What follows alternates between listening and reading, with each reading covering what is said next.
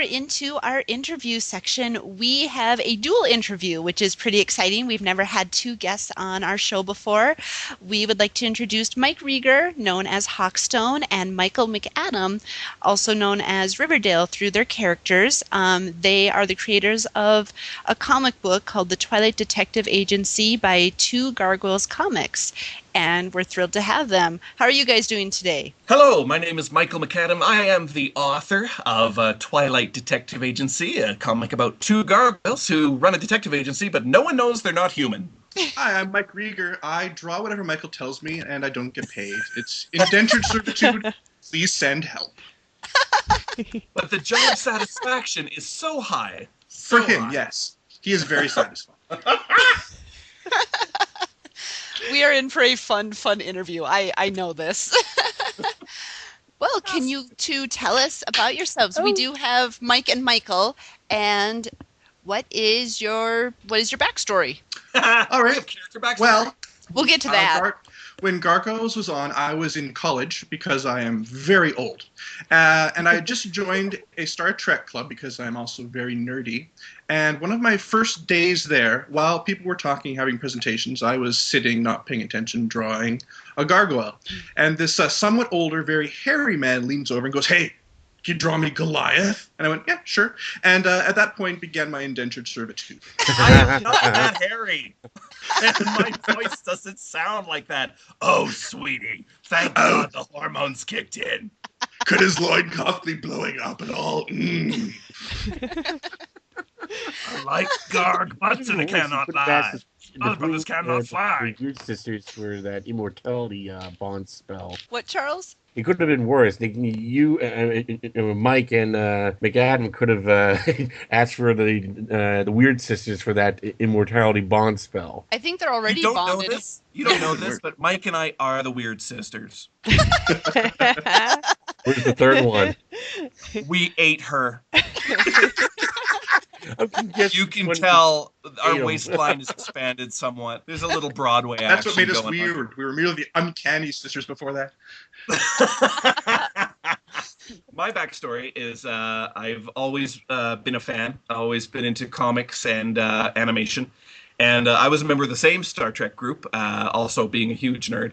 To me, Gargoyles was not run-of-the-mill fandom. It wasn't something that everybody seemed to know about. I mean, everybody knows about Star Trek, but the other splinter fandoms tend to be a little quieter. When I saw someone actually drawing a gargoyle, I was so in shock that someone else knew what the heck the show was. I almost grabbed him by the throat, and I was like, "Can you draw me?" You know, and he was like, "Oh," and he's Yes, like, "Okay, that happened. yes." And then I'm the type of person where when people are shy and quiet, as Mike is in public, it's almost like chum in the water to me. I'm like, "You are interesting, and I will know everything about you. No, you cannot leave. Take me home with you." And so our friendship sort of began. Yes. I tend to be. That's also how I got my wife. By the way, I stalked her. I wouldn't let her out of my house. Gosh. So you know. But no, so we became friends after that. It turns out that we have actually very similar personalities. It's just that Mike hides his better, and I'm incapable of hiding anything that I feel. I like this. Gargoyles are awesome. I'm going to lick your face. Hello, strangers at bus stop. Have you seen gargoyles? Let me show you them. So do either of you have a particular character that drew you in, or a favorite episode? Or was it just the fandom as a whole that really made you latch onto the Gargoyles fandom? I'm not going to lie. I have this thing for white hair. Characters with white hair. And when I saw Brooklyn, I'm like, I must know everything. And sure enough. You're a Brooklyn fangirl just like us. I love that. Yeah, I did. I'll have a story I'll tell you a little later on about my $100 Brooklyn action figure. Wow. Okay. Oh, yeah, there's a story. But no, it visually, it pulled me right in. And also because it was dark in a way, like in terms of genre, you know. It wasn't like, look, hi, I'm Bonkers, the police cat. You know, like, I'm going to hit myself with a mallet. Love that laugh. yeah, Almost I like really, Krusty the Clown from The Simpsons. exactly. I really enjoyed the visuals, and that sucked me in. And then one episode, and that's all it took. I'm like, this is fantastic, and is now being programmed into my VCR. That's the thing that we used to record television with, kids. Okay, there you go. Oh, I still miss that technology, man. DVDs are so overrated. You're vintage. I'm old-fashioned, yes, I know. Thank I God I used haven't been mothballed yet. I used to record religiously with my VCR. I Yeah, me had too. every Gargoyles on VHS, and then finally they released the final episodes on DVD. But I'm with you. I even learned how to cut out the commercials, so that was high tech back then. But Oh yeah, that's a big deal. oh yeah, oh yeah. And when you say record religiously, do you mean you prayed for it to work? Because that's what I mean. Sometimes. Did you like candles? I lit candles. Scented votives.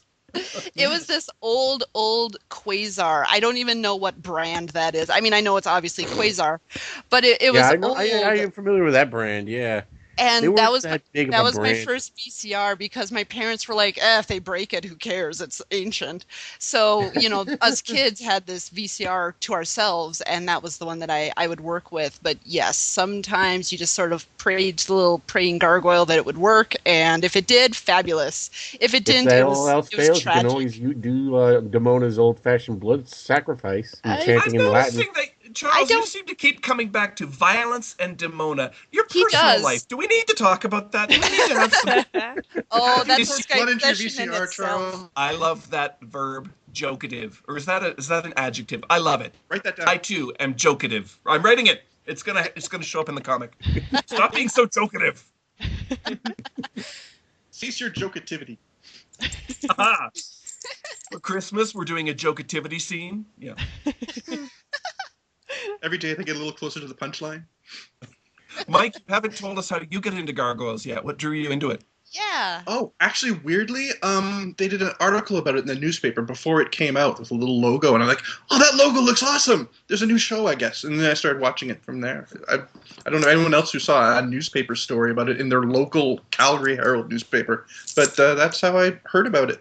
This was before internet or other people that I spoke to, and yeah, I got into it from then. Wow. Wow. Yeah. Were you specifically drawn by any of the characters, or again, was it the whole fandom? No, just the Goliath logo. Just the Goliath logo? Yeah. Mike is very visual, you guys. Like, I'm not surprised at all that it was an icon or logo that drew him in, because his eye for design it's savant level. It's disturbing.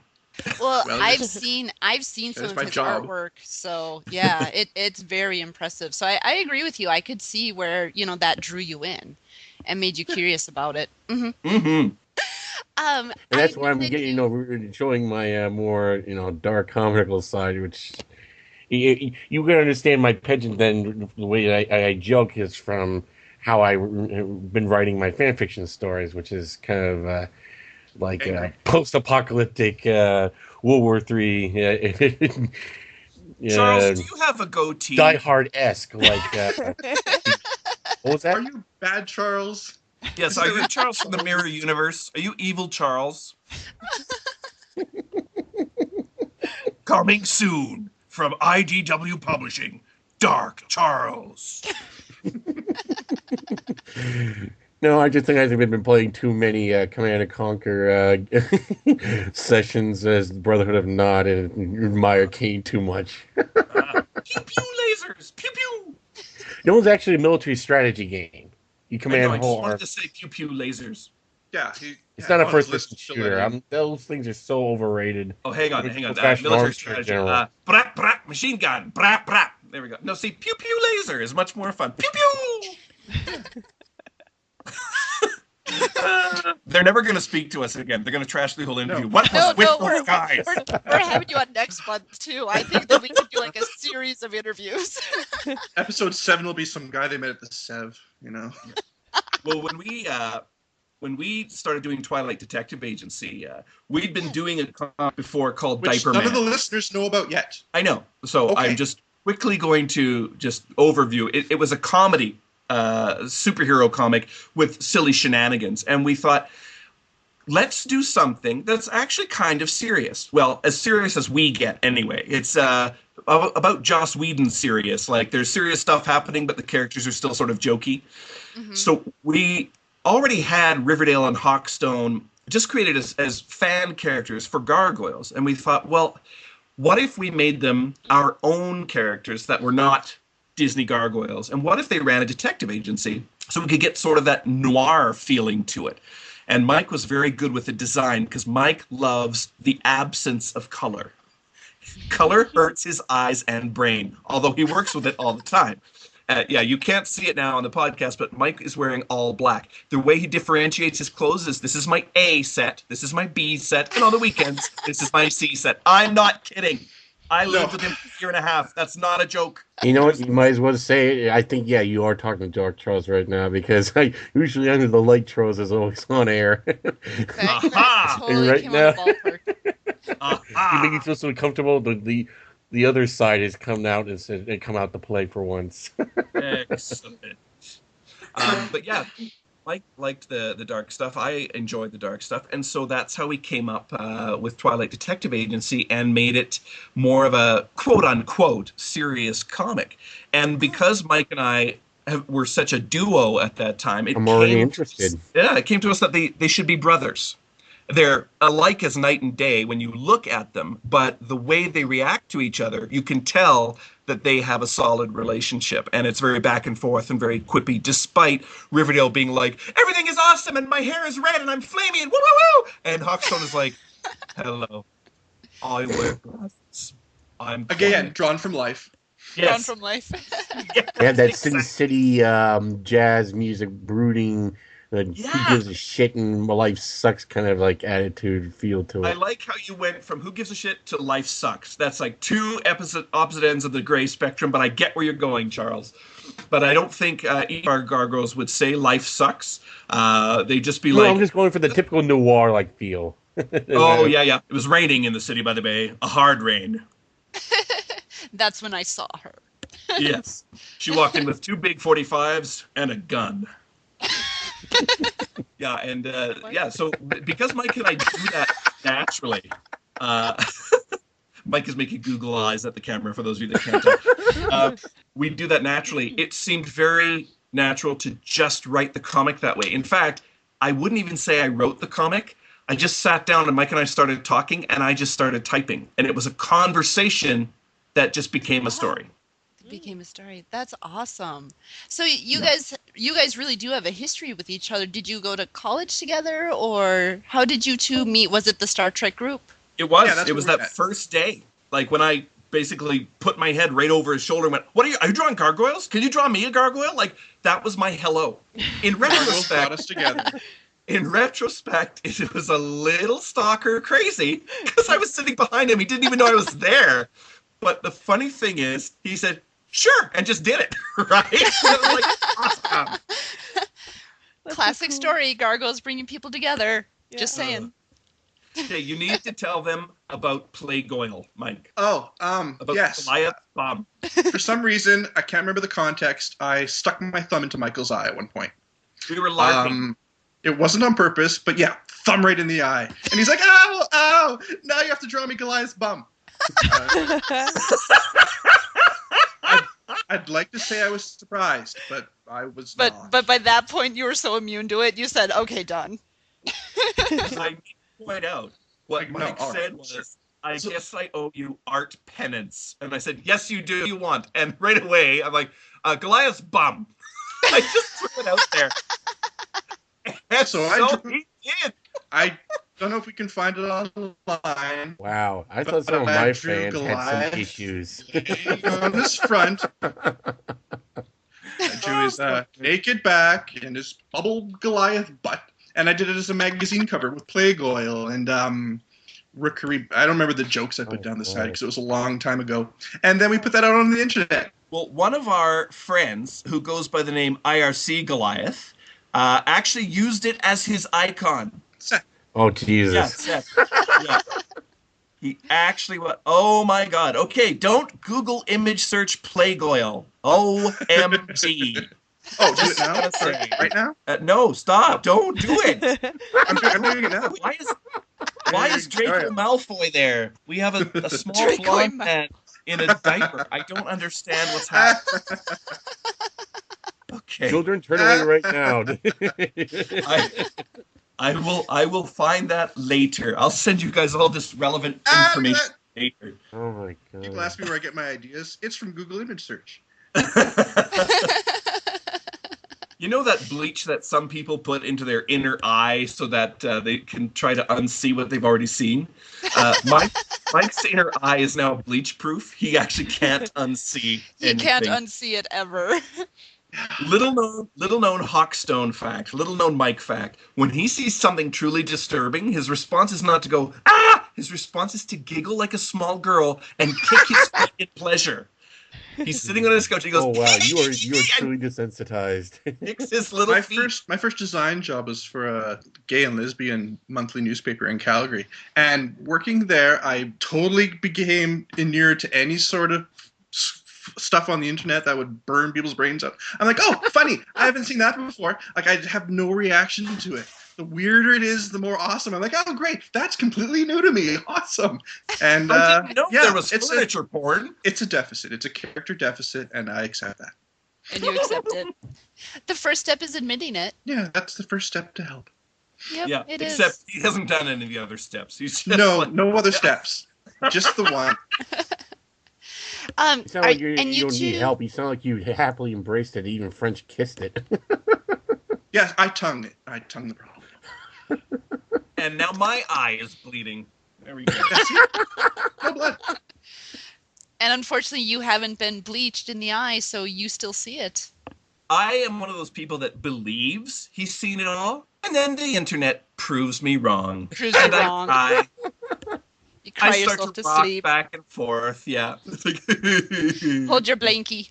Yes. My wife and her brother and father all play a game called Google Chicken, where you find the most horrible thing you can find on Google image search, and then text it to each other on the phone. Look, here's this. And they go, ah, I can beat that. Here, there's this. Oh, my God, why? Every so often we send one to Michael. He's like, oh, why? Congratulations encouraging the internet to get even darker and freakier. I know. I was just thinking I need to for. incorporate Google Chicken at my family gatherings. I don't know. That sounds like fun. You have not lived only learn until about it your on the school yard. 83-year-old grandmother has sent you Jar Jar Binks porn.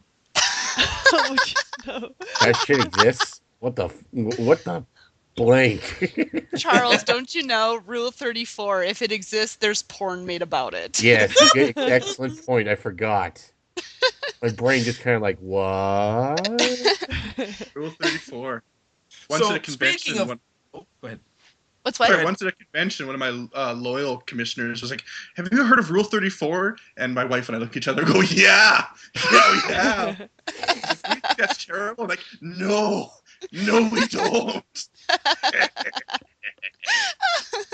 They dared him to commission Mike for anything he wanted. They dared him. It's like, you can't shock me. Mike says, you can't shock me. And he's like, so he gives him the come at me, bro. Like, come on. And he goes, could you draw me Sailor Moon? And we're like, oh, don't waste my time. Come on. Does she have a crowbar? Do you want her covered in glue? Come on. And I think he scared the guy. This actually segues into our Gargoyles Gathering porn story with the boxer shorts. Well, in that case, I was going to ask if you're still making your comic, but let's segue. Let's go right into the gathering. Let's just Short answer Wow. this guess. Let's just get that one right out of the way. Issue number 1 of the comic has come out. Mike and I did issue 0 together as a test. Issue 1 has a different artist, Jeremy Few, on it, but it's the same characters. And dog and the pumpkin pie. We're going straight for the spiked eggnog, baby. That's right. Woo-woo! And and so the comic is ongoing, and Mike remains a creative consultant on the comic because frickin' Hawkstone is his character. And I read all the funny jokes after. Oh, okay. I'm going to segue quickly because this is there.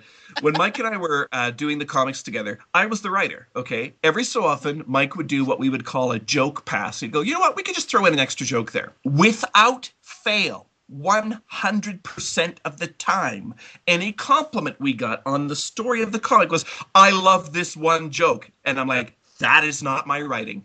So it's like I'm completely irrelevant. I have nothing to do with anything. People go, I love you. This is a great thing. I'm like, that's Rieger. He wrote it.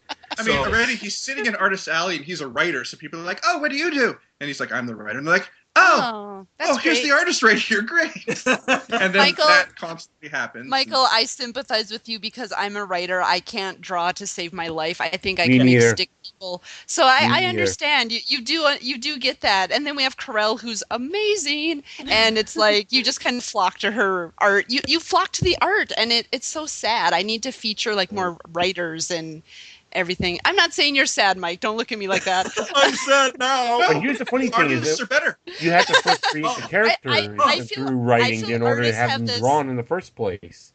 And that's what I did. I had them created, and I'm jealous of it.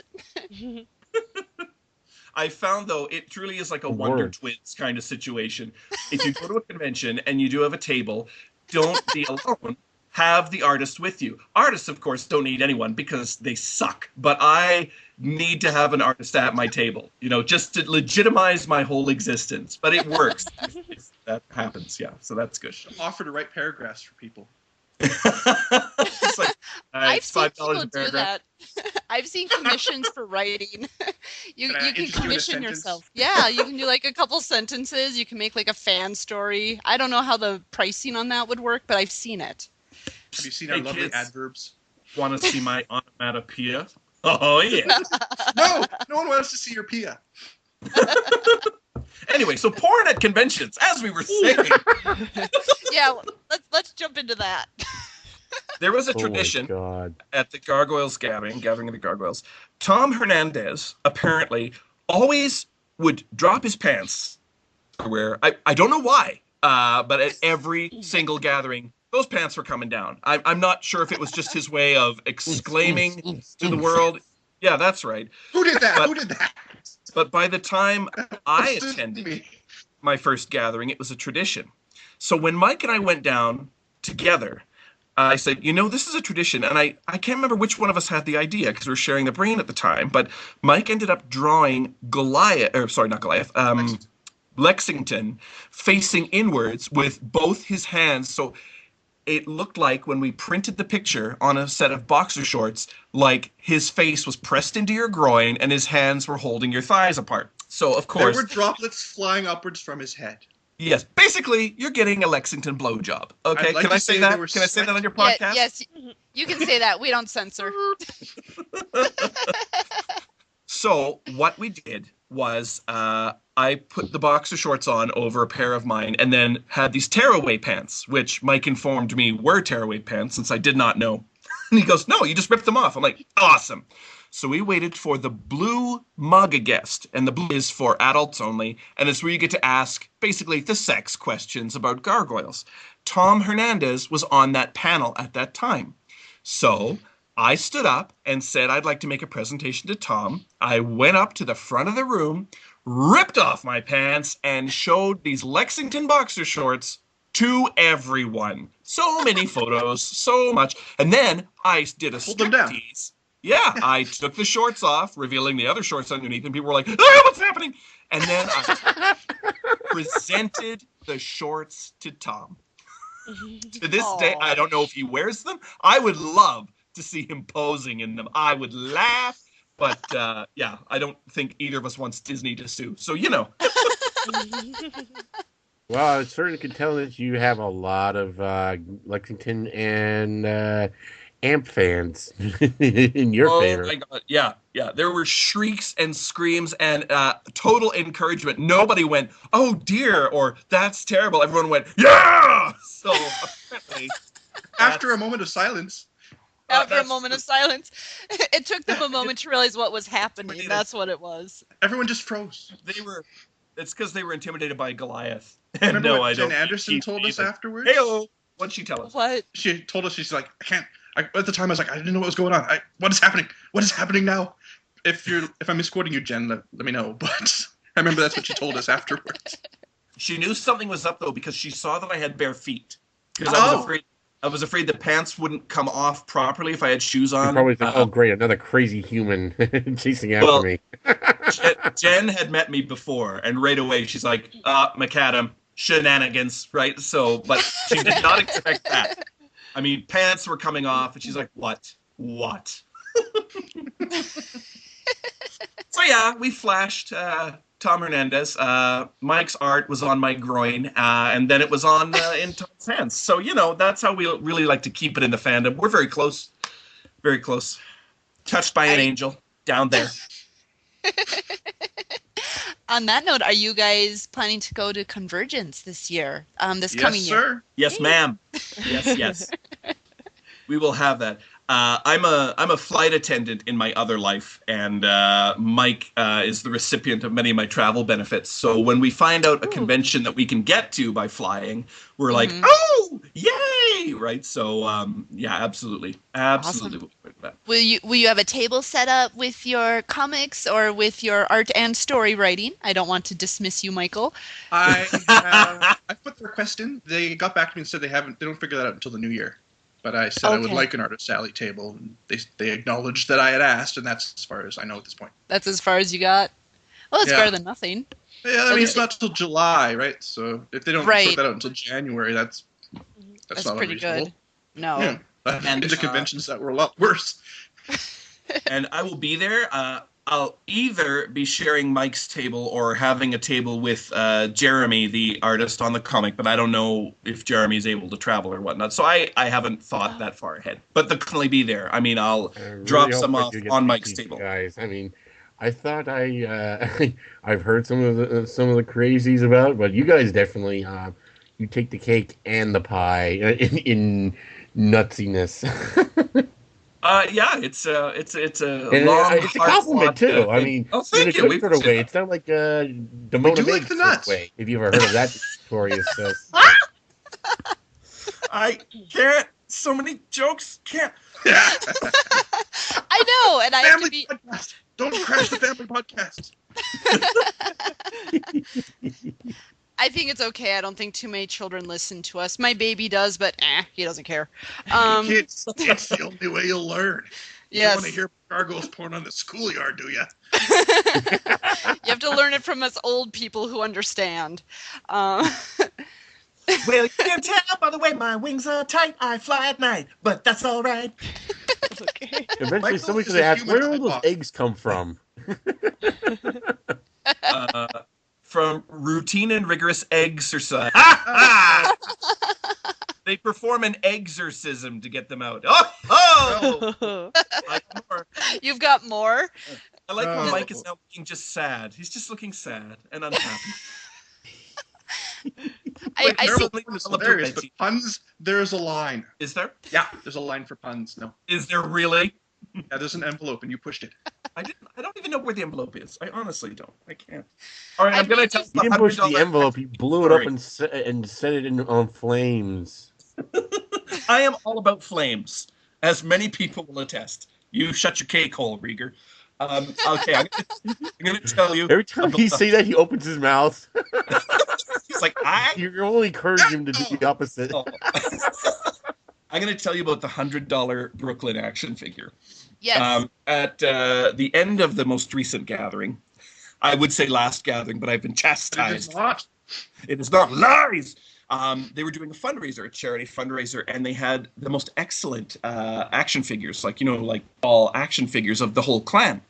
And of course, Brooklyn is one of my favorites, and it apparently is many people's favorites because there was a bidding war. And there were two figures, and I'd lost the first one. I'd lost the bidding for the first one. So I said, no, this is it. I'm going to get this. So it boiled down to myself and one other girl at the $75 mark. And I was trying to intimidate her. She would say 80. I'd go 90, right away. And before she could open her mouth, I said 90, and she goes, and I went 100. And they said, you just outbid yourself.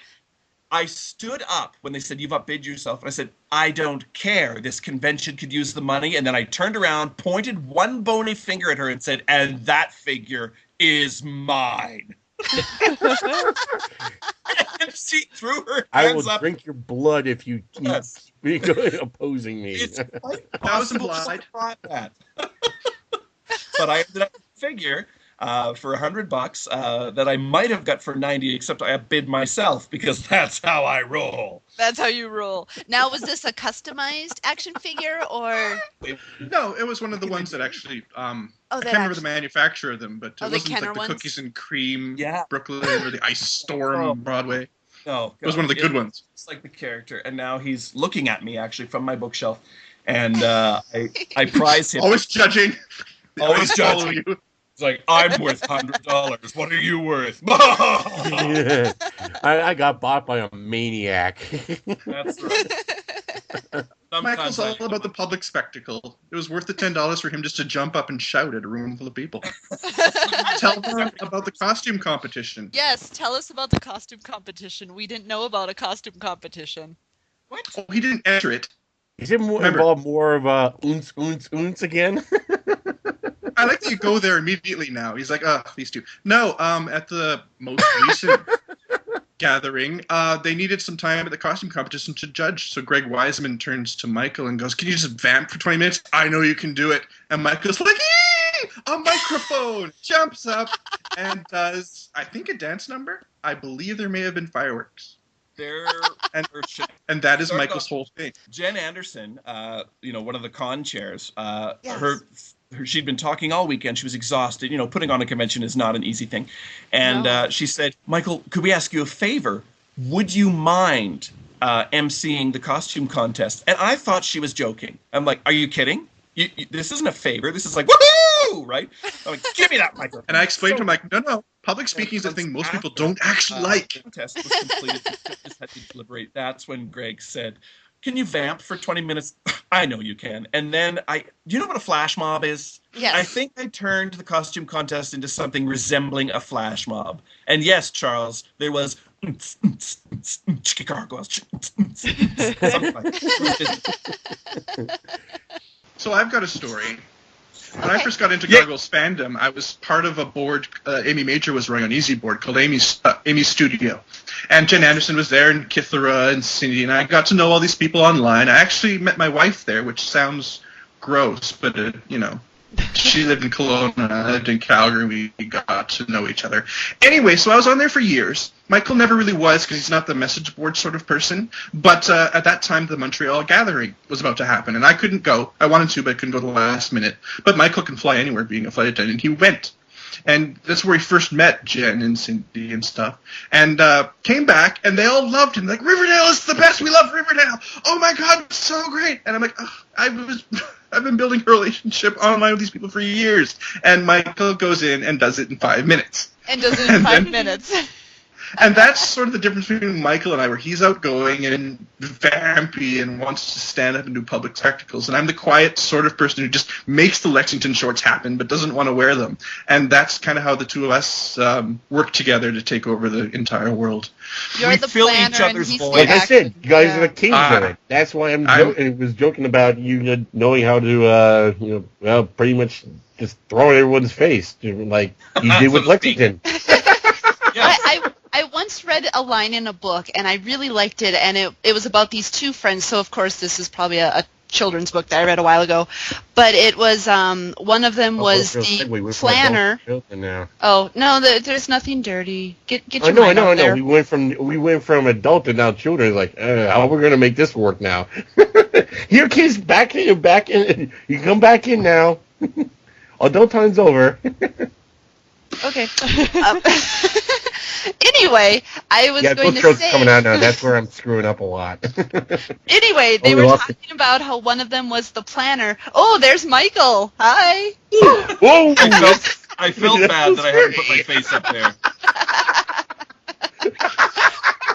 You actually look like a Muppet. I am part Muppet on my mother's side. And Look, do I'll that make him Kermit- talk while I drink some water. Behind me, you can see my closet, which I came out of to do this I interview. love that. I love that tuft of hair right on top. Yes. Unlike Mike, My Sorry? children are over and got up very early this morning, so I haven't had a chance to make myself pretty. So this is Michael in the Raw. Michael Unplugged. But I also have a black T-shirt. Look, we're twinsies.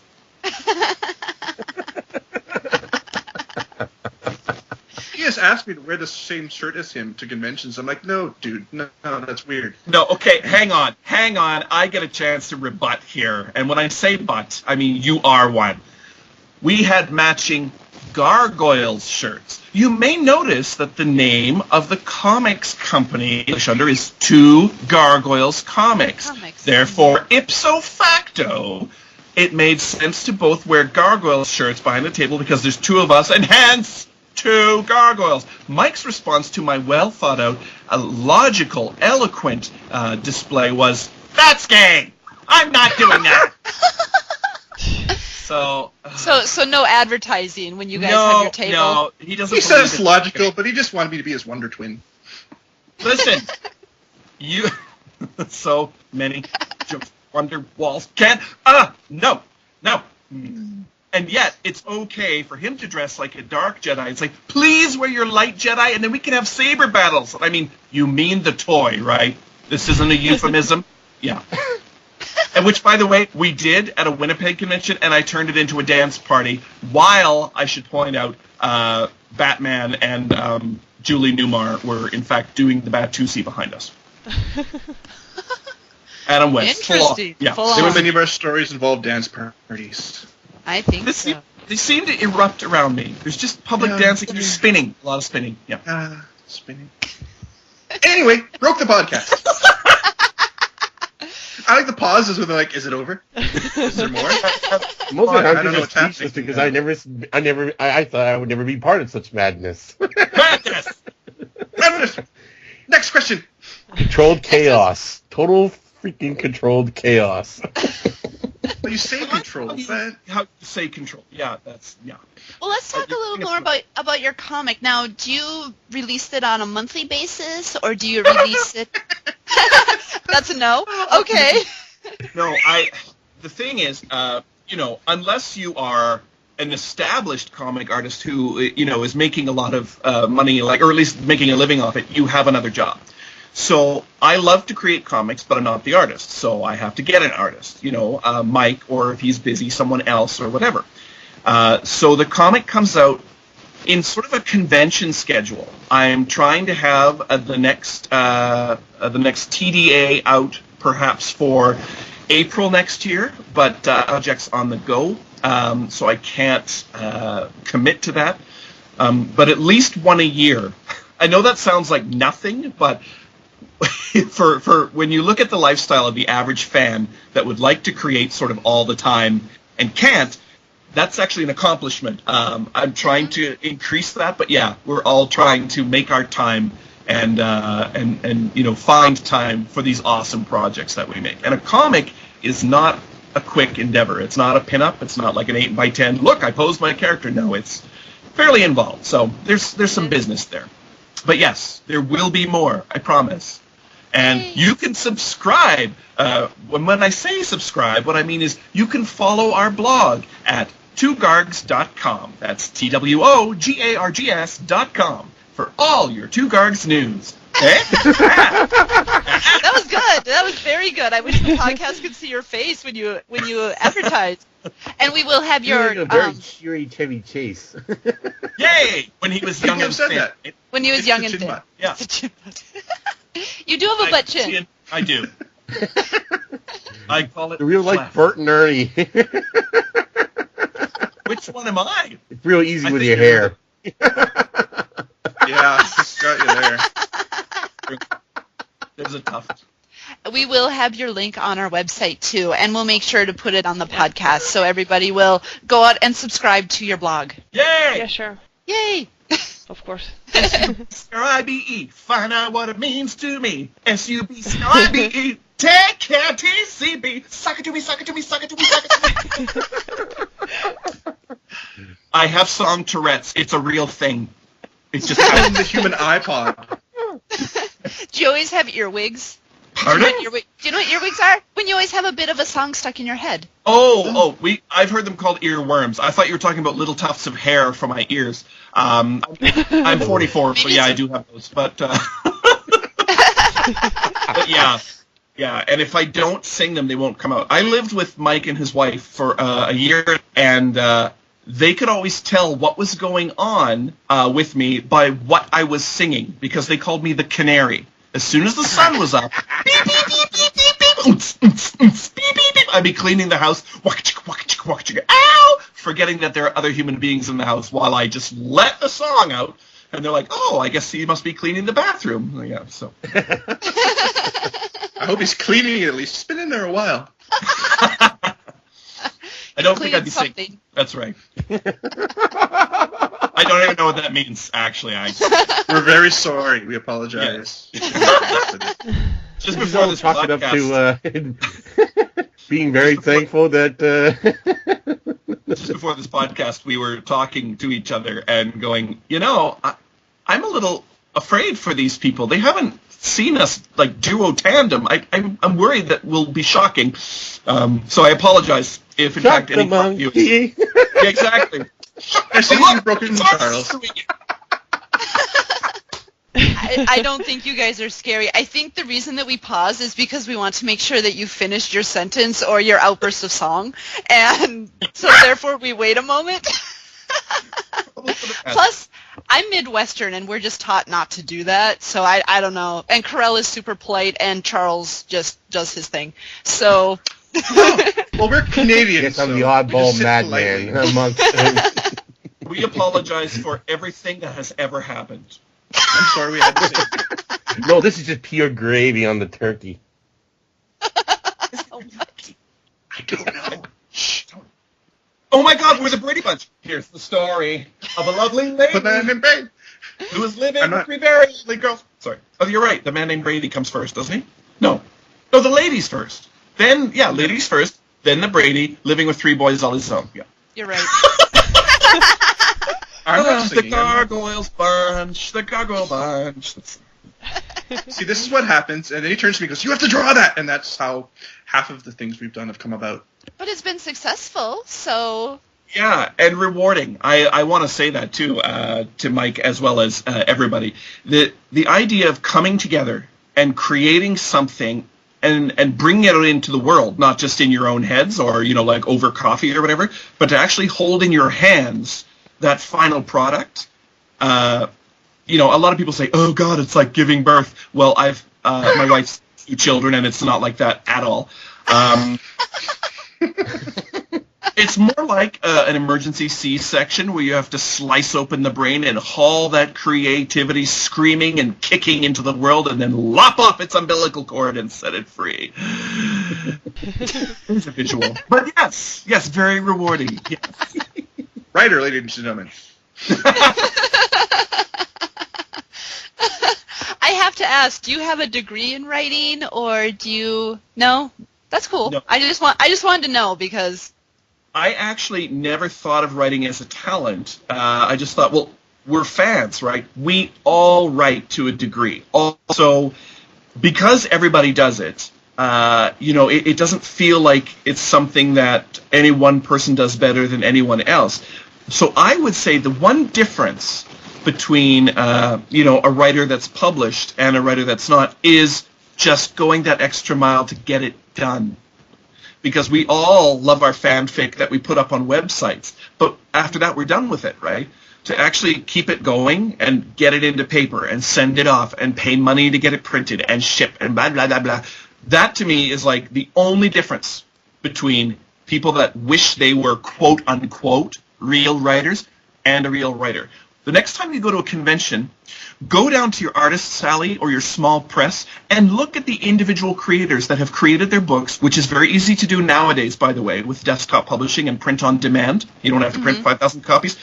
Right. Treat yourself to some of the raw creativity that you will find there. I have found gems, absolute gems, hiding in the small press and artist's alley areas. That's where you're going to find your most innovative stories because they don't have a big can and cannot write. So that's my plug for all the other creators out there. Do not stop Do not stop at I put it on the web and it's done. No, you keep on. You collect it into a book. You get it published. You get it digital and you get it print. You give it to everyone and you release it to the world and you say, by gosh, I have something to say. Once again, just so much awesomeness here. Your camera's pointing out of control. Yes, you're breaking Skype. Oh. You are breaking Skype.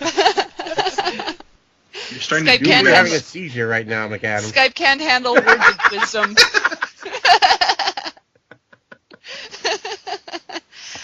And Mike, what about you? Are you actually like a graphic artist, or? Yes, my actual job is graphic design. Is it? Okay. I weirdly actually do have a college diploma in writing. I don't write. But when I joined the Star Trek Club and was watching Gargoyles, I was in college for journalism, and I have a diploma in that. And when I started working in newspapers, I liked the design and just went into the design aspect. But I actually do have the piece of paper that tells me I can write and never do it. People ask, like, I'll draw a pinup, and they go, oh, what character is that? What's their motivation? I'm like, I don't know, she's blue. No idea. Never come up with names or anything. Like, Michael came up with the names Hawkstone and Riverdale from parts of Cal, where we did not live. And he comes up with all the universe stuff and things, and I just will not be that linear. I don't want to. And then you write one joke, and that's all anyone remembers. Ah! I mean, oh, yeah, sorry. Oh, the symbiotic relationship is strong with the Issues! Tissue? Sorry, got a little something in my throat. Yeah. It's your issues. Yeah. It's like two parasites sucking off on each other. Whoa! What? That might have to be edited. I meant by his blood. Fucking blood. Charles, I think you said the first thing ever to be edited from our podcast. And that's saying a lot, considering the material that we've covered. Wow. Like I said, you really... this show is maybe way too comfortable. I'm like really showing a side I never would show. I think I've been hanging around my brother's friends too much in the past. They're real That's crazy right, drunks. Charles. Blame your brother's friends. Show them your larboard side. That's from Disney, kids. Now, Pirates in of the addition... Caribbean. Oh, sorry, I didn't want to cut you off. See? It's the Midwestern thing. Yeah, stop talking, Michael. In addition to the comic, is there a piece of art, Mike, or a piece of writing, Michael, that either of you are the most proud of? And it doesn't have to be a Gargoyles piece. I gotta say, whatever I did most recently. Any piece of art that I did more than 6 months ago, I can't stand to look at. I guess that means I like to improve as an artist, or I just have a short attention span. I couldn't tell you which, but I like whatever I did last. For me, the piece of writing I'm most proud of currently, because like Mike, like you do as an artist, like you want to be constantly reinventing yourself. I'm most proud of my comic Thunder at the moment. He's a half Norse god, half Canadian, so he's very powerful, very polite. And the reason I'm proud of that is because we're working on issue 5 right now. That's 5 issues of one comic, which is the longest unbroken run I've ever done on a comic. Diaper Man we did as a web comic, so I'm not really counting that because we did many years on that. But Thunder I'm just very, very proud of. But Twilight Detective Agency, for me, is such a departure from my normal stuff because it is more serious and more noir. I'm also very proud of that. I love all my babies. Don't make me pick. Excuse me, Diaper Man? Yes. Yeah. It's a parody. And here you're accusing me of being a little creepy and raunchy. Oh, you don't even know. You don't even know. Have you ever seen it, He Charles? called It's you actually No. it's actually But it pretty sounds funny. kind of kinky. I checked out a little bit. Yeah, I did check out a little bit of Diaper Man, believe And it then or I closed not. the computer, and then I took a shower. It just sounds so wrong. It's either you're really old and you need some extra protection, or there's something dark and too mature going on there. If you're familiar with The Tick, You know how the Tick has no idea how strange and weird he is? He just thinks the world works that way. That's what Diaper Man's like. Yeah, Diaper Man has no idea that people are looking at him going, what? And and this sort of affects the people around him who think it is perfectly logical to react to him in his own milieu. That's why he has an arch nemesis called the Spanker, which, by the way, was invented by Mike. And another one called the Black Whip. And it's very thinly veiled reference to the fact that all superheroes are, by their nature, closet sexual deviants. Because in any comic, whenever my joke is justified then when I said about the two parasites. Totally. When I'm happily married. I don't two are still going to be edited and probably reprimanded. The idea is that whenever you read a comic and a character suddenly gets powers, why is it the very next day they have a skin-tight black leather uniform? 'Cause it was in their closet already. Who are you kidding? I don't think so. Oh, I just happen to have this racy spandex number sitting in my closet. Thank God I got superpowers. So we just make fun of the genre. Exactly. It doesn't help, too, that we end up having a Batman with nipples. Yeah, and see, we had nothing to do with that. People say, are you sure Diaper Man isn't too deviant? And I just point at that third Batman movie. Bat nipples, bat codpiece, okay? That's all you have to say. Indeed. Mike would always be worried that we were going too far. It's like, I don't know, will people accept this? And then something would show up on TV, and he'd go, did you write this? Does the TV know you're in the room? When I was living with him, anytime I would come into the room, something fetishy would just show up on TV. He goes, I want my TV back. Stop it.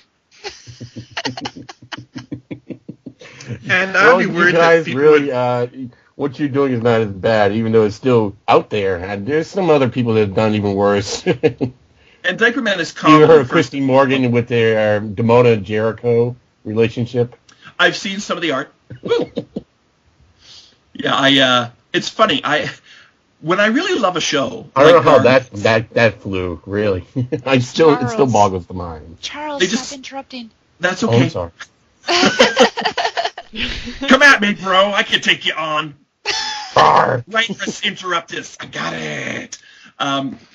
When I really love a show like Gargoyles, it's funny because, to me, I think sometimes of romance and background emotional stuff, and I try to think of the porn because I'm human, but I can't do it because I am so into the characters. My brain just won't work that way, which is strange for me because usually I'm like, okay, I totally see this happening, but not with Gargoyles, and I don't know why.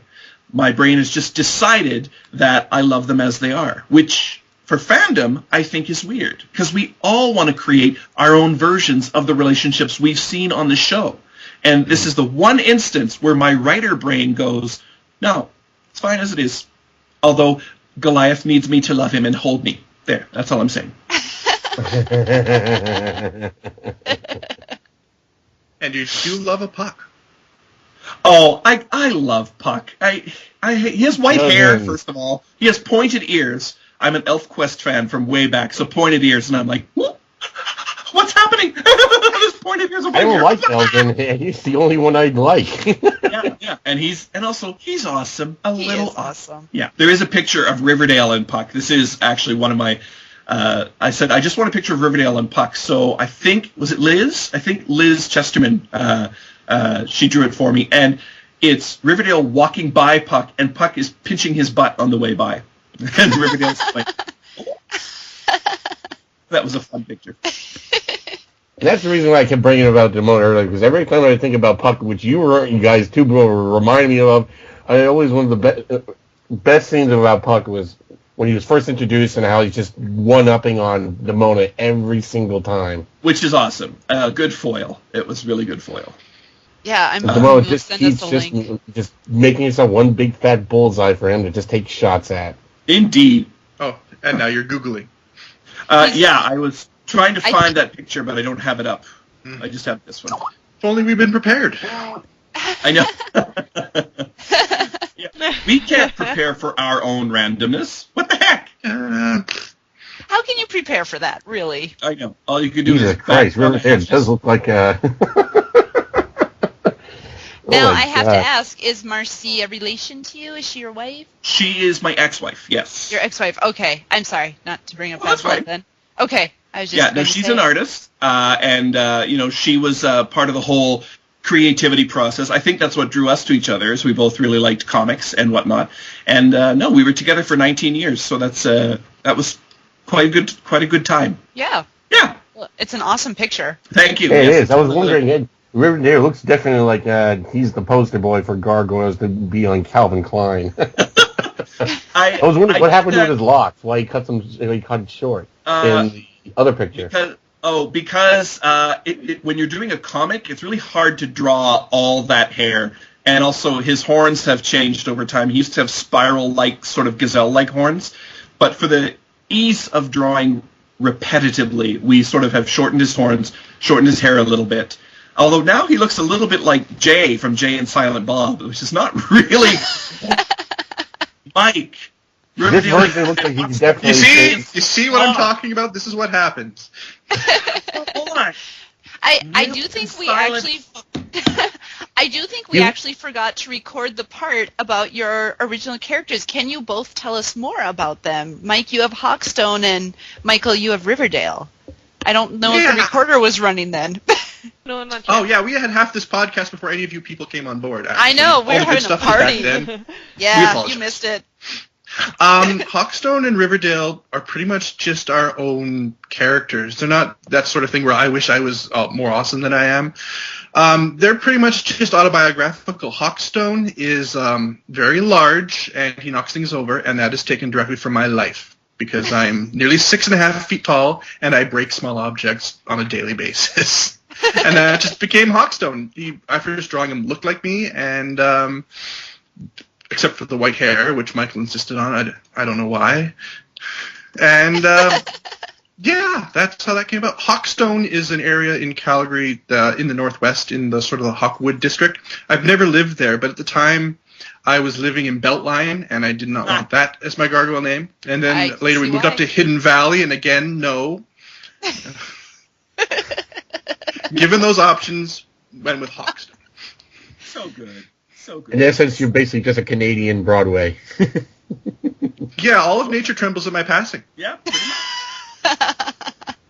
I created Riverdale, and he was, to me, kind of like a bluish, sexy version of Brooklyn, without the beak.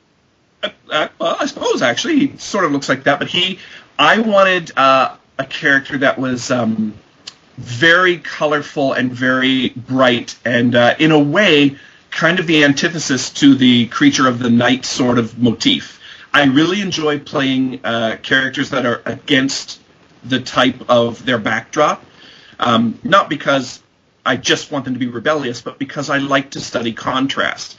So Riverdale, instead of wearing, the typical gargoyle loincloth, had red Speedos, like right from the get-go, because he wanted to be more human, and he thought that's what humans wore after seeing a store mannequin. Nowadays in the comic, they actually wear real clothes. But I just wanted him to be bright and sort of shiny and happy and emotional, and that's why I gave him this long, flowing, flaming red hair, and everything about him is just over the top, and it's like your heart out. Yeah, it's like me, but autobiographically me, but just with more fantasy elements. For example, I can no longer and should no longer even try to wear a Speedo. Ever. I can speak for that. He just has that look at you, bitch. I'm Mr. fabulous. Zamir. Shut up, Rieger, and shave my back again. It's been 2 weeks. And don't put your initials in it like last time. People thought MR meant Mr. Mr. Harry. I'm not look at this picture. Immediately, a lot of Brooklyn fangirls are going to be switching over to Riverdale. I hope so. Oh, no, they go for Hawkstone. Shut up! I hate you! They do. Hawkstone is that character. He's that character that everyone is drawn to. And what bothers me is I'm writing all his dialogue.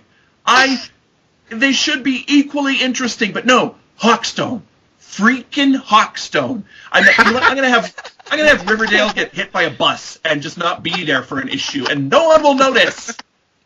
What do you think the appeal is with Hawkstone's character? He's the strong, silent type. He's a listener. He will take whatever you have to give non-judgmentally. The character is like that. He's just big and solid. He exudes confidence and security. I can really see the attraction to that. He's non-judgy. Riverdale is a yapper, like myself, and I could see people going, that's nice, but does he ever shut up? And so, boom, that's over why to you always Hawkstone. tell him to shut his pie hole. The hole in which he puts pie, yes. Reuben. What? Please tell me that's a sandwich and not a dude. Now, one thing I do have to point out is Mike was our logo designer. I think most people who follow our group know this, but we have to give a shout out to that. What was the inspiration behind that? Well, I feel like a bit of a ringer because that is actually my job where I get paid to make logos. So when the contest came up, I was like, I don't, all right. But, yeah, I mean, Gargoyles Reawakening, that whole thing with the series is like the Sailor Moon transformation. Every episode, the sun comes up and they go roar and the wings fly open and stone ships fall down and must at least damage a dozen people per episode that we never see. And so when I think Gargoyles Reawakening, I think the wings snapping open and stone flying off. And so I drew that in vectors because Illustrator is my program of choice. And I threw it in there. I think you guys changed the font, though, because I don't... The Gargoyles font is nice, but I don't like it for display copy. And then you guys put it back in. I'm like, it's your logo. Sure. Yeah. I'll just see it quietly. We were all bidding on them. It was a silent auction at the Gargoyles Gathering, and Keith David bid on the Goliath piece, and then there were no bids after that, because who is going to bid against Keith David for his own action figure? His own action figure? He got the talking Goliath bank for his daughter. And I said, I'm surprised she doesn't already have it. He goes, no, we got nothing from that show. This is kind of cool. And it sounds like me. So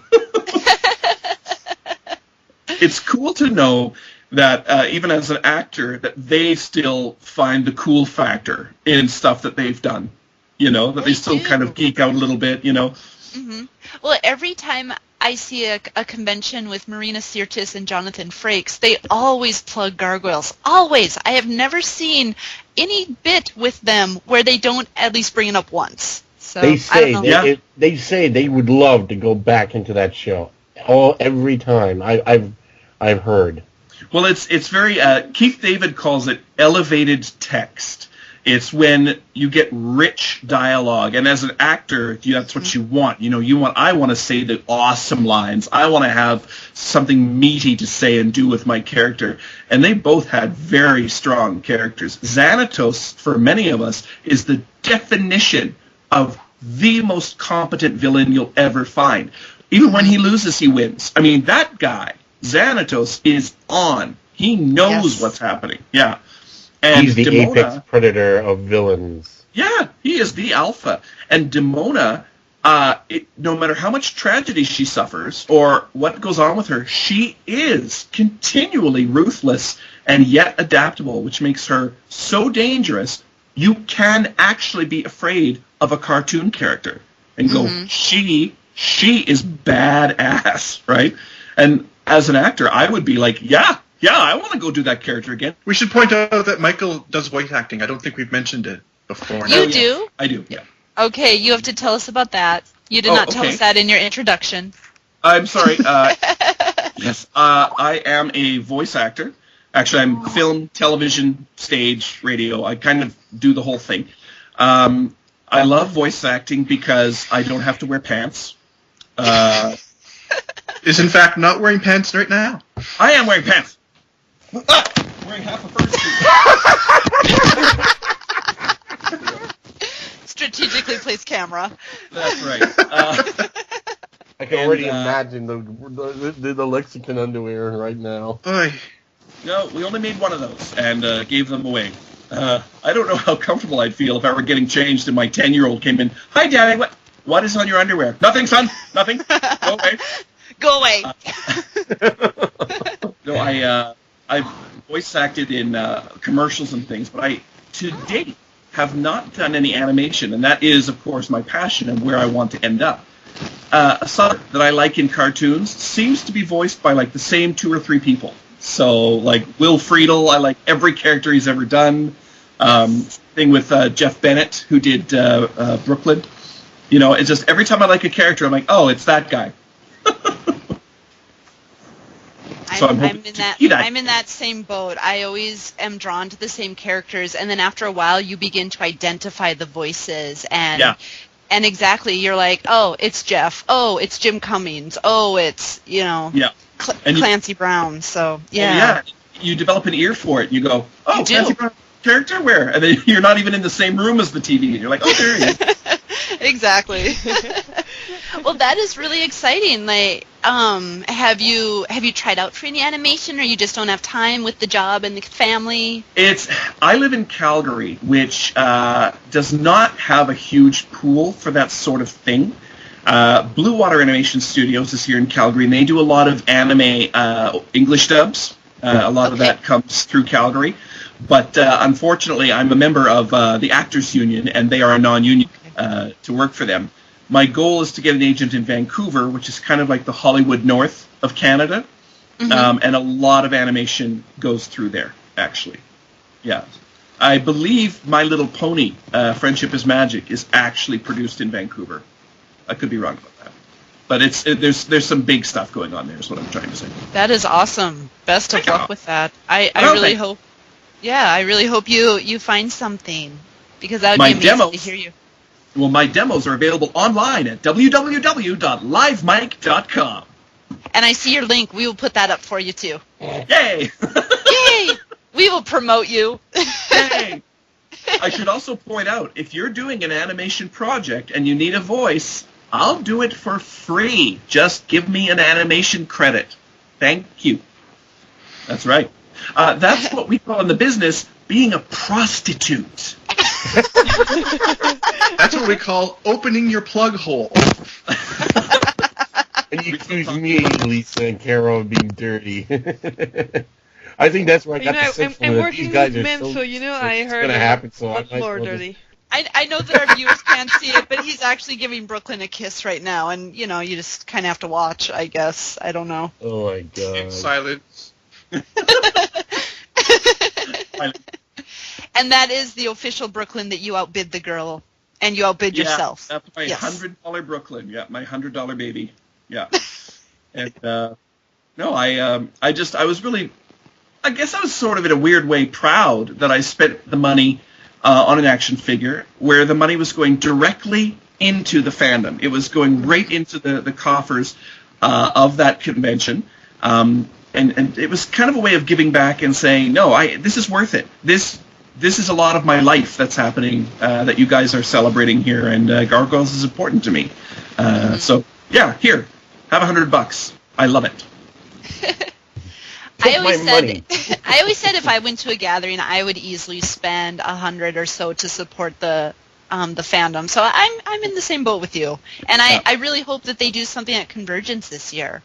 I know it's not specifically for Gargoyles, but I'm really hoping that they do. Well, a lot of mini conventions that happen within a convention end up actually taking over those conventions.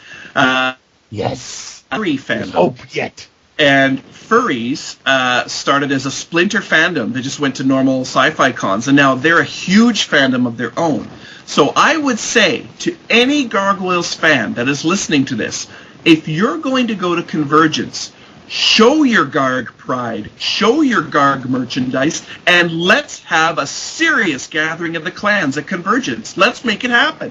Mike, are you going to wear your T-shirt? I'm not going to wear the same T-shirt as him on the same day because that is gay. But I will certainly wear a different Gargoyles T-shirt. We will plan it out beforehand and write down a schedule because that is not gay.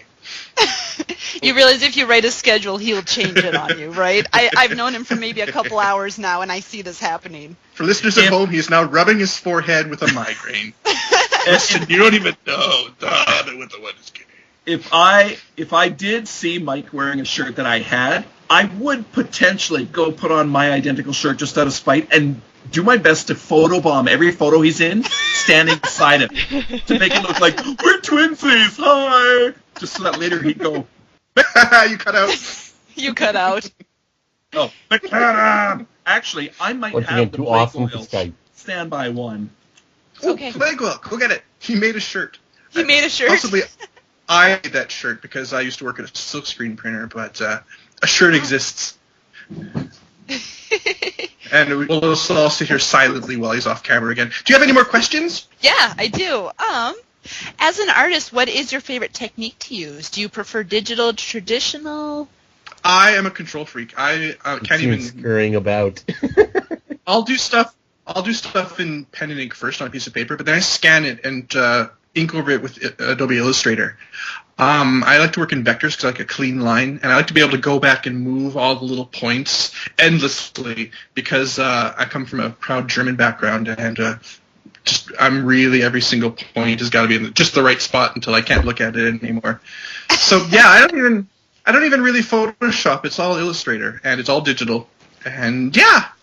I really wish our listeners could see you because all they'll get is silences. Please edit those out. I am so sorry. You have nothing to apologize for. Like I said, this has been phenomenal.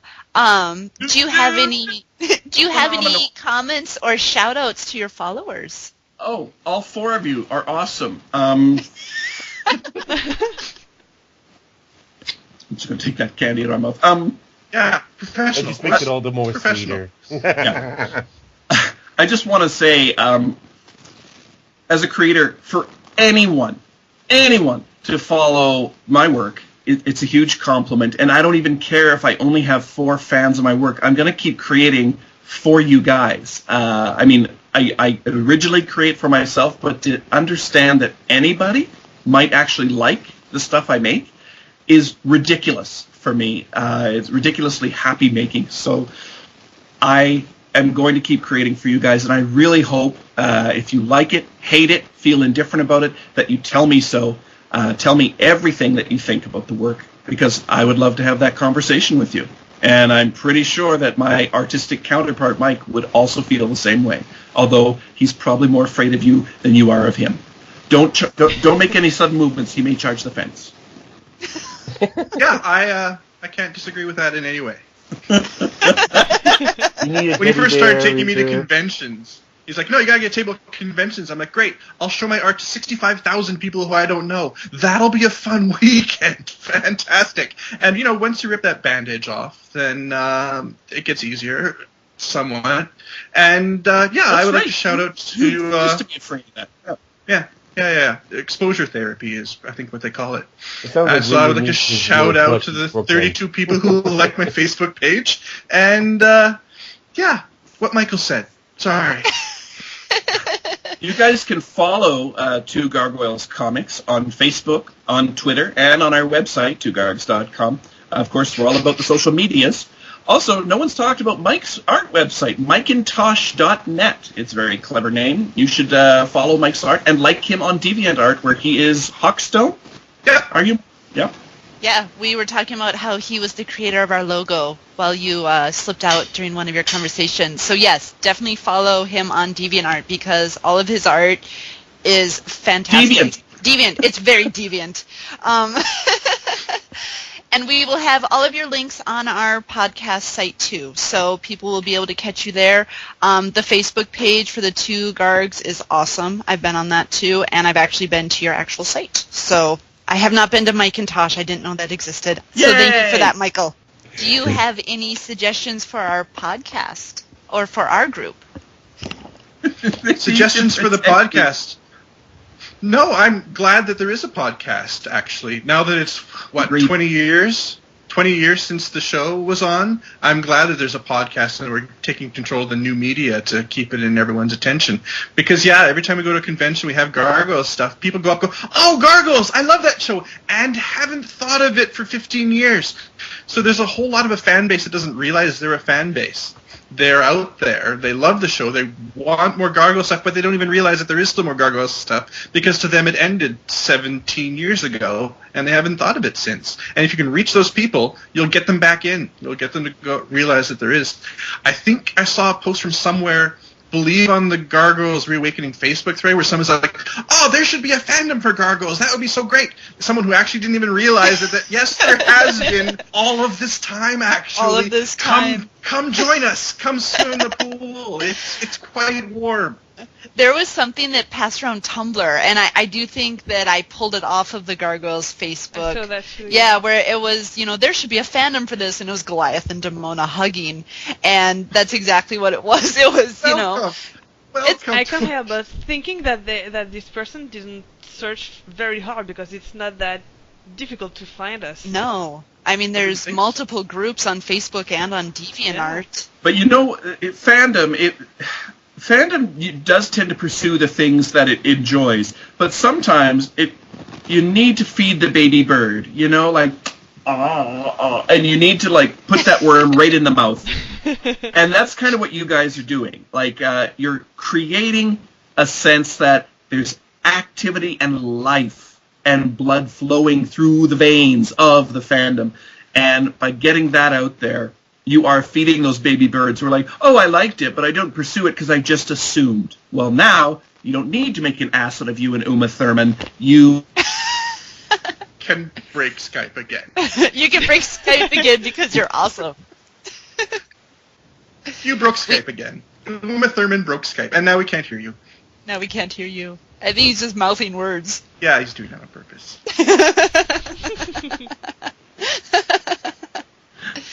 Well, thank Can you you, hear me though. now? Yes. Oh, you're welcome. What were you saying? Stop it. Yo. I basically said you don't have to assume there's a fandom anymore. There is one. You guys are it and bringing it. You are the voice. We need your voice. Please continue. Thank you.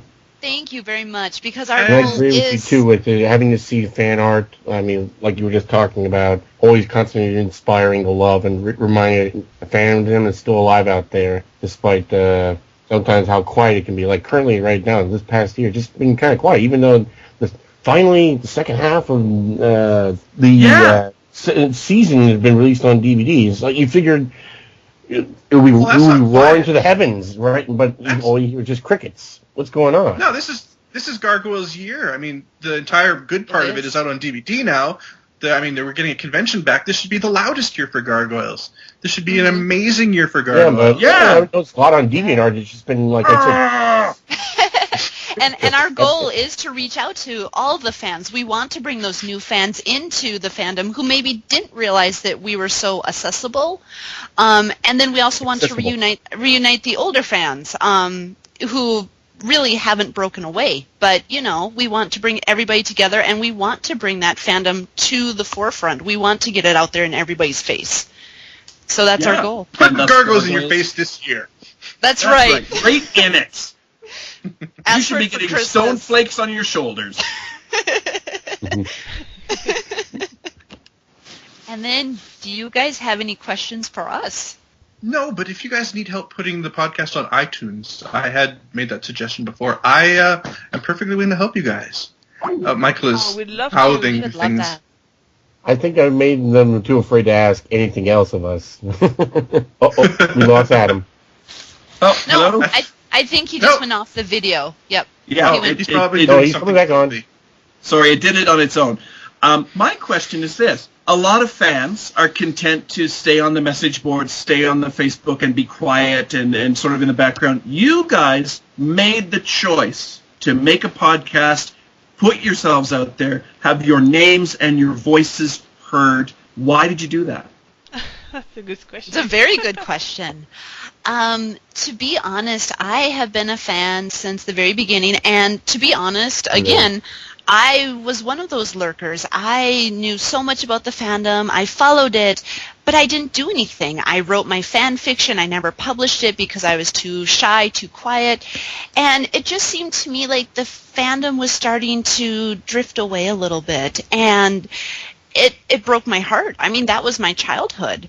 And to be able to have the opportunity when it came out to put myself in the public and to talk about this show and to talk about this passion, that meant something to me. It was finally my time where I felt I could come on the air and invite other fans to talk about this Gargoyles fandom. Growing up, I didn't have those friends who would watch the show. You know, if they did, they were like, oh, it was cool, I checked it out. It wasn't the same fan level that I had with it. And to finally meet like-minded people and be able to bond with friends like that is so fulfilling. You know, I was just going to ahead. say, what you've described is the basis of all fandom. It is like the philosopher's stone of fandom. The desire to connect over something that has created an emotional truth in you and the desire to share that emotion. Fantastic. I'm so alive because of what you just said right now. Oh, Represent. thank you. Represent. Thank you.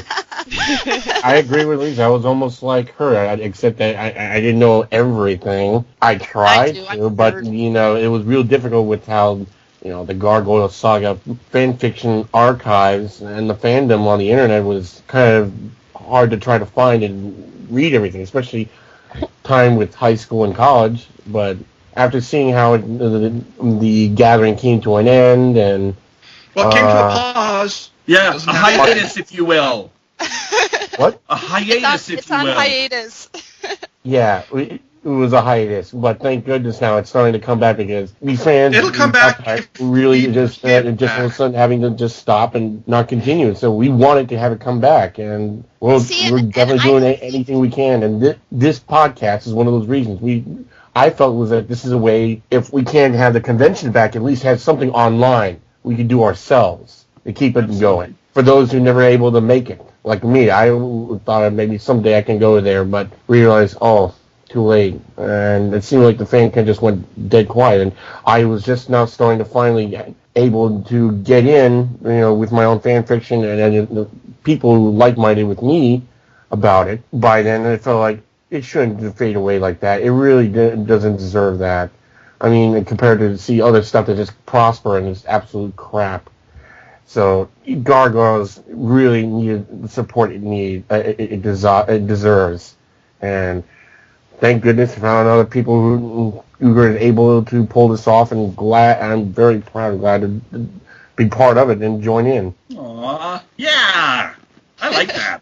Wanting to do as much as I can from what I'm capable of doing. Oh, Exactly. and for all you guys who never went to a It might gathering, not seem like much, being on just a computer and just typing away. And I wish I was an artist. I wish I had some ways of, throwing money around, able to get more stuff done, but I'm free to move around and actually go to places, but I do what I can, like I said. And the best way is through the internet, thank goodness. Yes. sorry, I was going to say, for all you guys who didn't go to a gathering and never actually made it and couldn't get together, you missed out. I'd like to be able to say that it was okay. Thank you. That makes it I've feel been so to much one, better. and Michael's been to two, and you guys really missed out. Thank Definitely you. get Pass your the money cyanide together pills and along don't while you're at miss it. Convergence. I'd like to try to make you feel better with the saying nice things, but no, you really missed out. Thank you. really missed You've out. got to go to a gathering. They are the best things ever. Actually, We are planning to. I love enjoyed that the philosophy, open room. and Thank you. Kanthara, Kareen actually told us pretty much the same thing. She's like, everyone who didn't She's go... the best. I know, she's amazing. I love her. But yeah, she pretty much said the same thing. Like, it was your fault. You didn't get off your asses and go. So Yeah, You guys I'd like to realize- make the nice thing, but no, it's your fault. At that most recent gathering in 2008, the fan to guest ratio was almost 2-to-1. Okay, so 2 Wow. fans for every guest. I mean, this is not, the guests are always busy, you'll never get to see them. No, for crying out loud, you're sitting around in the lounge having drinks with Goliath, okay? He's just sitting there talking to you, calling you Skype broken. This Awesomeness. It just damn it! It breaks right before he says something probably awesome. I'm too intense for Skype. You are too intense for Skype. Put it in Where did I break off? Goliath is sitting there having drinks with you, Goliath, and then it broke. And he's calling you y'all, and just like your old buddies. And then Marina Sirtis is going out for dinner with friends, and you're invited. And the first gathering I went to, I was sitting next to Greg Wiseman at the table, and someone introduced us. I'm like, You're the gargoyle guy. He goes, yeah, that's sort of why we're here. And I'm like, I'm sitting having gelato with the guy that created gargoyles. My head will explode. Next to Jamona and Goliath. But that's how my life is Gathering complete. fandom is. The Gathering fandom is like that. You are not separated from these people. You are able to ask them anything, talk to them, hang out with them. I've never... Give them shorts. Give them shorts. Give them underwear. Right on. Damn it. Okay, take that awesome slider on Skype and drag it back down to like a 5. I've never been to a convention that is as awesome as the Gathering of the Gargoyles. There. I second that. Yes. And I've been to a lot of them. Conventions, not the Gathering, because you only went to one. It's a size thing now. Okay. It's always a size thing with me. Riverdale wears Speedos. Come on. You got nothing on Goliath. Are you sure?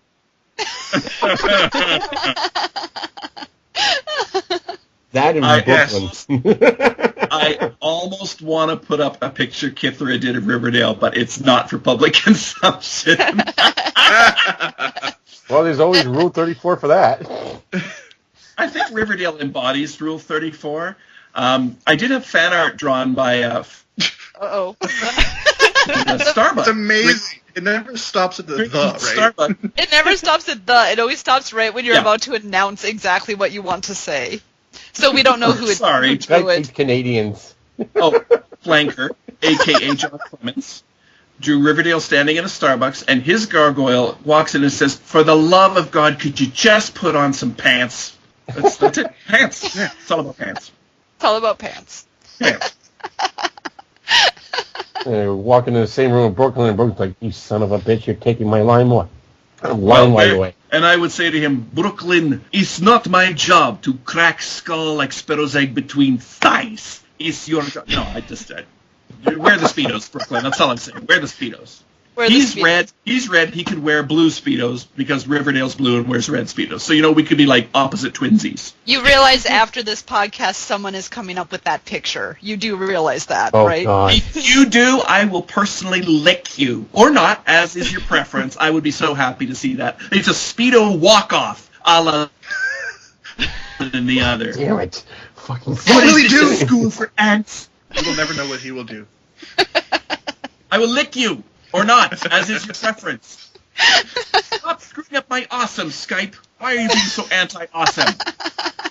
Like I said, it hates Canadians. Skype can't handle awesome. I am. I can actually see that. Somebody's going to be drawing that Speedo face-off between Brooklyn and Riverdale. Jesus. But you say with that red flowing hair.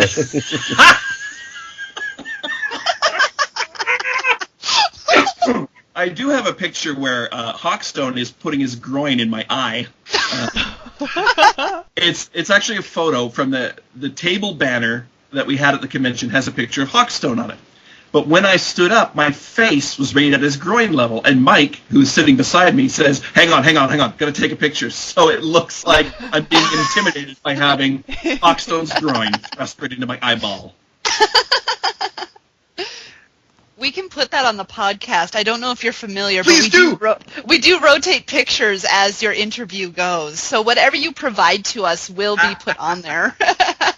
So if so much is about to be provided. If Mike happens to forward that to us, or if you do, that will be in the rotation. Hello.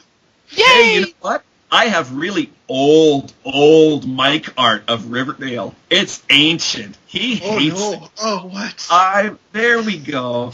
Well, no, we're not trying to do public shaming. Oh yeah. Posting. Hang Mark on. shaming. Art shaming. Art shaming. So what's going on? You don't even know. All right. Oh, yeah, there it is. Oh, yeah. There. In case you're wondering what those noises were, I just linked two links to the guys so that they can see these pictures. And Mike has regret. Mike has so much regret. Oh, but, he's like, okay, I gotta find it. Oh, no. There's nothing for you to find. You stop now. I think you started this. This is definitely going in the podcast on the rotation. You realize that. I hope you're okay with it. I would hope so. Where's this thing here? I'm also Googling. Talk amongst yourselves.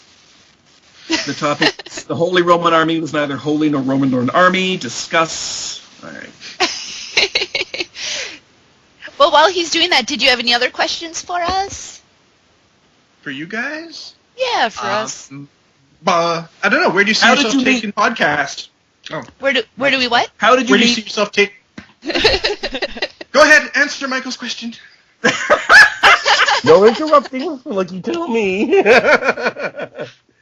We met online. I actually knew Charles a little bit. We had started kind of talking about some of his fan fiction together, and then I had commissioned Carell for a few pictures, and I knew Carell as Coda Leia. She'd been pretty prominent, in my opinion, on the internet, and I had always followed her artwork. But I didn't know her personally, and being shy by nature, I didn't feel I could really approach her. Our original fourth member was Meg, and she's actually the one who started Gargoyles Reawakening, but she had to she's the brainchild, but she had to pull away, school, a lot of other conflicts. So we had never officially done a podcast with her, but she's the one who put out the message, if you're interested in doing this podcast and being part of this group, message me. And that's history. The three of us contacted her, and I know Carell was the first one to contact Meg, and it's just taken off from there. Nice. That's the great thing about fandom too, right? The networking and how things just seem to snowball from an idea into this, something that you've created, right? Yes. I love it. Yeah. But it took time. We had like a hiatus for 1 year. We started this project like a year ago, so we did. We really took our time, yeah. Mm-hmm. And we that's the reality. We're gonna take off on the first start. Yeah, we didn't launch our first podcast until a year after the original group had joined. Oh, wow. And we're still leaving an open space whenever Meg does come back too. So if she ever does in the near future, we'll have 5 members. Yay! Well, we have Carol now too, who unfortunately couldn't make it. So we do still have our fourth member, and I don't know. I think Carol is awesome. So I'm glad that we have her with us. Come back, Carol. Quit ignoring us. No, she had some family complications, so we were like, no. Gargoyles is your family, Carol. The whole time when I was in part of Amy Major's studio, I was like the only male Gargoyles artist, and it was a little weird. Like, I do not know of other male Gargoyles fan artists, so I like to put the... I don't know. I know, right? I agree with you. Think about it. There's very few out there. I'd like to put the call out there to other male Gargoyles fan artists. Come forward so I don't feel quite so creepy. Please, because it's been like 20 years of this for me. I know a couple. There's lots of They're right up their alley, man. There's male Gargoyles and writers, but no artists. They're all girls and then me. And I've come into that speed bump because I do the fan of the week on Tumblr. Oh, I was going to say, I've come into that speed bump because I do the fan of the week on Tumblr, and all of the artists that we featured have been female. And I feel terrible because I keep trying to find these male artists, and I can't. Well, except for you, yeah. But, I mean... You know what I mean? Like it's very rare to find a male Gargoyles fanfic artist. They do. Or fan artist. Yeah. I'm going to go out on a limb here. And say it's because most of the characters in Gargoyles, the primary characters, are male. And dudes are afraid to draw dudes because that might mean something. So yeah, all you Gargoyle fans who are males and who can draw, I'm calling you chicken. I'm calling it right here, right now. Prove you're not chicken. Draw some Gargoyles. And here it is. I'm going to say it. Bitches. Yeah, I said it. Come on. The call is out. You have been The called back. gauntlet has been thrown. Yeah, and it's a spiky gauntlet. And I'm putting a little disclaimer out. I do have my baby on my lap, so if we're still recording and he happens to make noise, I'm sorry, Carell. Hopefully it will be able to be edited. But Oh, he that's wants. not where I thought you were going with that. Let's No, initiate him. no, he's been missing his mommy, so he's on my lap. Oh, what's his name? His name is Bennett. Hello, Bennett. Bennett. Yeah. Is he named after He's- Jeff Bennett? Because that would be awesome. You know, he kind of is, but that's not the full reason. That is no. awesome. All right. He's already a full-fledged hatchling. He's Yeah, a he's- baby To a in gathering and Brooklyn. go, I named my baby after you. Lick him. Sign his diaper. Sign my baby. Bennett.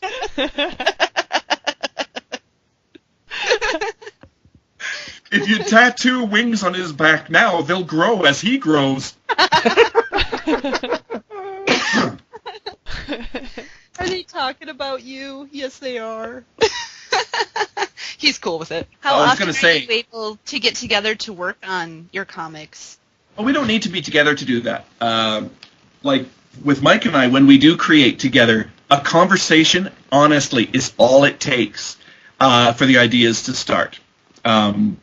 Because I work freelance graphic design, I don't really have the time to put in for full comics anymore. And that's why Jeremy's doing Twilight Detective Agency and Diaper Man. And another artist named Dean, a friend of Michael's, is doing Thunder. Because I couldn't put in the time. I would like to. Someday I would like to do my own comic project that I have all worked out in my head, but because I freelance, I get that hourly wage, and so I'm always working and never have time to do as much as I'd like. And that's kind of the shame of growing up, and that's why we need fandom, so we can actually disconnect from our grown-up world and geek out with our friends. Michael My is favorite laughing and thing- holding his head. My favorite thing about that is you use the phrase, the shame of growing up. I love it. I love everything about it. I so freaking agree with you. It's going to Being be in on your the next 30s comic. is not what it's cracked up to be. So many Oh, yeah. meanings. I remember what it was like to be in my 30s, yes, and it was not like it was not what it was cracked up to. Even Elementary school. sucked. You were in elementary school when Gargoyles was on. I cannot get over that. I really enjoy that Mike said, yeah, I remember my 30s, as if that were his childhood.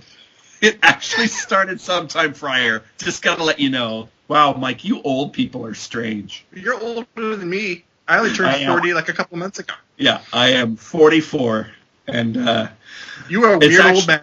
I know, and that's the great thing. As soon as you hit 40, it's not an age, it's an excuse. It's like, why are you into that stuff? 40. Back off. But you don't have to. 40. Defend yourself to me. 40. 40. Do you know what I did for my 40th birthday? I went to Disney World, and I wore a giant pin saying, it's my birthday! And I found out that a single man alone in Disney World is the creepiest thing you've ever seen. You didn't even take Mike with you? Not on that trip, but he has taken me other times. I recommend to everyone to have a friend who's a flight attendant. It's pretty badass. I take my Gargoyles fandom seriously. I knew I had to learn to fly, so I became a flight attendant. There you go. Not Until you- lying. Until you could grow those wings, right? Exactly. I mean, now I just have to take these broken wings and learn to fly again. Learn to live and love so free. Love so free. Yes. I appreciate that you got that reference. Thank you.